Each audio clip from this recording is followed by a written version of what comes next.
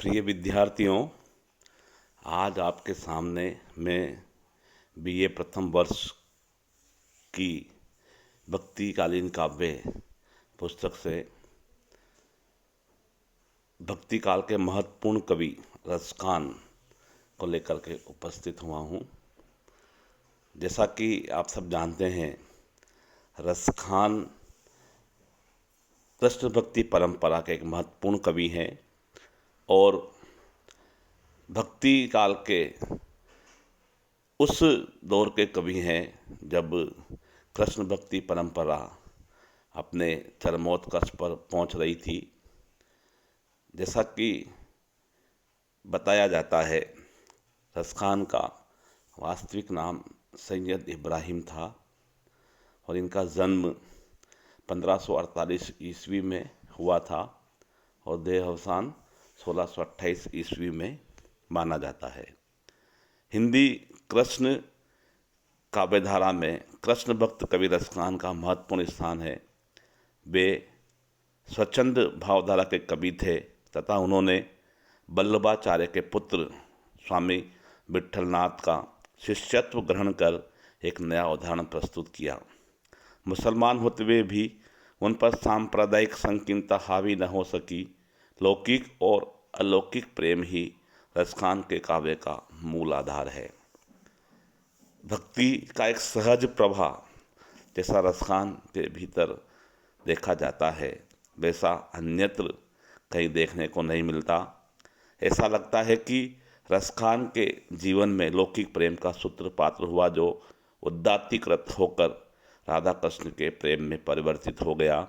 यही कारण है कि रसखान की भक्ति माधुर्य भाव की भक्ति है। रसखान ने प्रेमासक्ति से परिपूर्ण मुक्तक काव्य की रचना की। उनके पद एक भाव कवि की प्रेम भक्ति से आप्लावित हैं। रसखान की 3 रचनाएं मिलती है: सुजान रसखान, प्रेम वाटिका और दान लीला। ये तीनों रचनाएं प्रामाणिक मानी जाती है। ये तीनों रचनाएं रसखान की प्रामाणिक रचनाएं मानी जाती है, किंतु इनके अतिरिक्त भी रसखान के पद और दोहे मिलते हैं। आचार्य विश्वनाथ प्रताप मिश्र ने रसखान ग्रंथावली का संपादन किया, तो पंडित विद्यानिवास मिश्र ने भी रसखान ग्रंथावली का संपादन किया। रसखान के जो भी ग्रंथ प्रकाशित हुए हैं उनमें उनके कवित्व, सवैये और दोहे उपलब्ध हैं। रसखान की कविता आवेग युक्त प्रेम और माधुर्य भाव की कविता है। उनके पद गायकों के लिए और भक्तों के लिए आदर्श सामग्री प्रस्तुत करते हैं।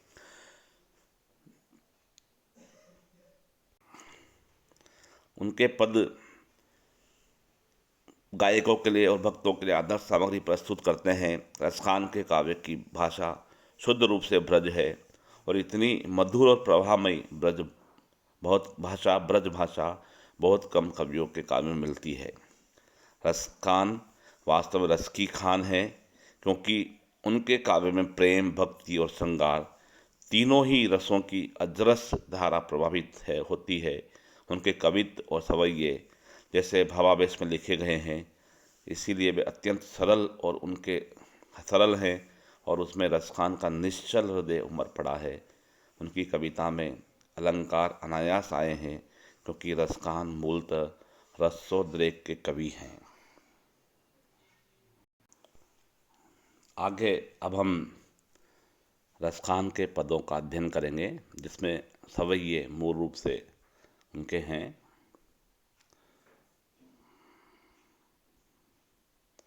या लकुटी अरु कामरिया पर राज तिहु पुर को तजी डारों, आठव सिद्धि नवो निधि को सुख नंद की गाय चराए बिसारों। रसखानी कबों इन आखन सो, ब्रज के बन बाग तड़ाग निहारों। कोटिक रो कल धोत के धाम, करील के कुंजन ऊपर वारों। यहाँ पर रसखान कवि इस समय में कहते हैं या लकुटी से तात्पर्य है यहाँ पर कृष्ण भगवान जब गायें लेकर के बन जाते थे और उस समय जो लकड़ी उनके पास होती थी, उस लकड़ी और जो कंबल उनके कंधे पर उस समय रखा हुआ होता था, उस लकड़ी और कंबल के ऊपर वो रसखान लिखते हैं कि मैं तीनों राज तिहूँ पुर को तज डाल, तीनों लोगों का राज्य मैं उस लकड़ी और कंबल के ऊपर न्यौछावर कर सकता हूँ। आठों सिद्धि नवनिधि को सुख नंद की गाय चराए बिसारो। आगे की पंक्ति में रसखान लिखते हैं कि आठों सिद्धियों और नवनिधियों से प्राप्त होने वाले सुख को भी मैं नंद बाबा की गायों को चराने में बिसार सकता हूँ, भुला सकता हूँ। रसखान कबो इन आँखन सो ब्रज के बन बाग तड़ाग निहारो। रसखान कवि कहते हैं कि मैं कब अपनी इन आँखों से ब्रज भूमि के वन, वहाँ के बाग, वहाँ के तालाब देख सकूँगा। क्यों? क्योंकि कोटिक हो कलधोत के धाम, करील के कुंजन ऊपर वारों। रसखान यहाँ लिखते हैं कि मैं करोड़ों सोने के महल, कलधोत के धाम अर्थात सोने के महल, उन करील के कुंजन के ऊपर न्यौछावर कर सकता हूँ। रसखान यहाँ पर ब्रजभूमि में जाने के लिए, उस कृष्ण के सामीप्य को महसूस करने के लिए आप देख सकते हैं कि कितनी बड़ी बड़ी चीज़ें भी न्यौछावर करना मंजूर करते हैं, लेकिन वे चाहते हैं कि वैसा सुख जो कृष्ण को मिला था हमें भी मिले। आगे के पद में मोर पखा सिर ऊपर राखी हूँ, गुंज की माल गरे पहरोंगी, होड़ी पीतम्बर ले लकुटी बन गोधन ग्वारन संग फिरूंगी, भाव तो वो ही मेरो रस खानी, सो तेरे कहे सब स्वांग करूंगी, या मुरली मुरली धर की अधरान धरी अधरान धरूंगी। देखिए यमक अलंकार का कितना सुंदर प्रयोग इस पंक्ति में अधरान और अधरान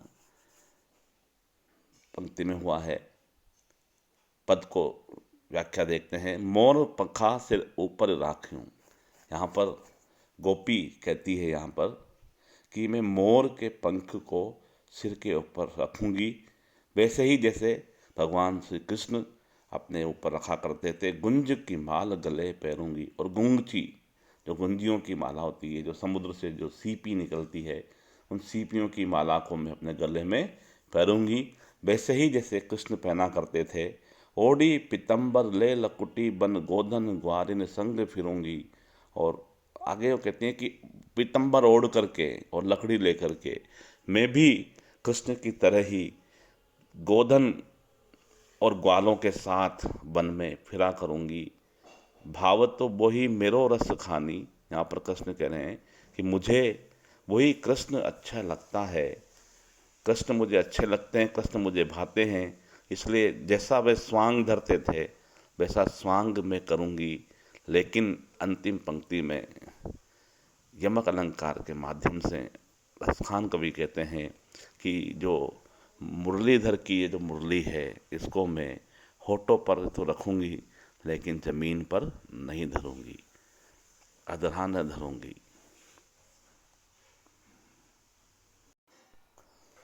आगे के पद में देखिए, निस ध्योस रहे संग साथ लगी, यह सोतिन तापन क्यों सदी है, जिन मोही लियो मन मोहन को, रसखानी सदा हमको दई है। मिली आओ सबे सखी भाग चले, अब तो ब्रज में कान भये बस बांसुरी के, अब कौन सखी हमको चाहिए।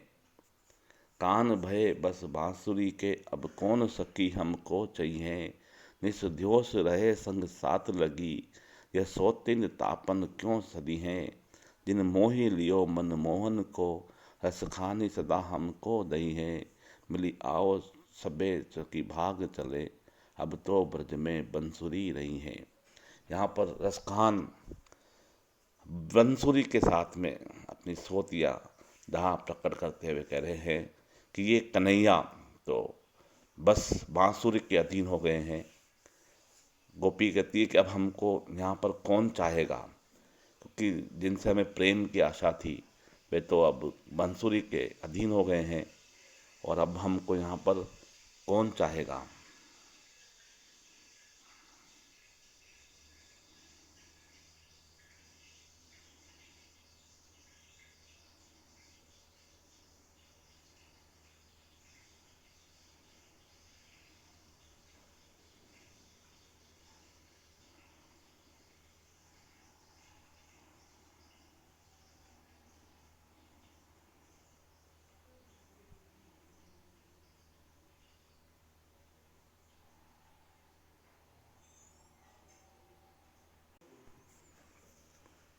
निस दियों से रहे संग साथ लगी, यह सोतिन तापन क्यों सदी है।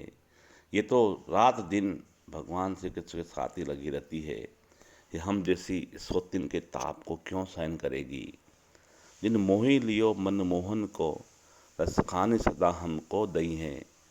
यहाँ पर रसखान कहते हैं कि जिस बांसुरी ने उस मोहन को भी मोह लिया है, वही हमको रसखान कहते हैं कि वो हमको जो लगातार जलाती है।